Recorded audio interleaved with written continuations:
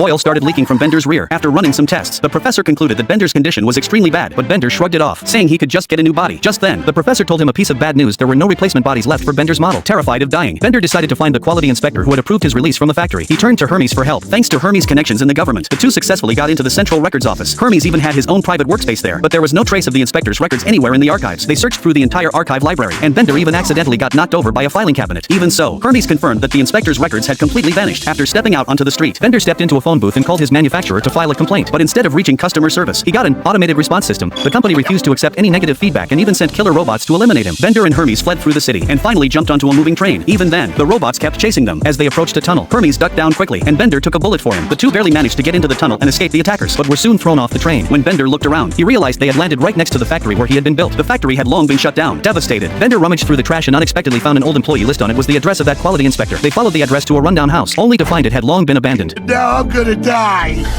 I deserve better. I'm Bender, damn it! Bender sat down in despair. Just then, the killer robots found them again. Hermes told Bender to run while he hacked into a government terminal to fake Bender's death. The plan worked, and Bender was officially declared dead. Bender mourned what he thought was Hermes' sacrifice to save him until Hermes walked out of the ruins, still alive. After returning, Bender had no choice but to accept the reality. Later, Hermes quietly destroyed a hidden file, and the truth was revealed. He had been that quality inspector all along. When Bender was first built, he had actually failed the quality inspection, but Hermes had taken a liking to him and secretly approved his release, saving Bender from being destroyed. The inspector's address on the list was actually Hermes' old home, and when they were in the archive library, Hermes had deliberately hidden his own file. All of this was to protect Bender.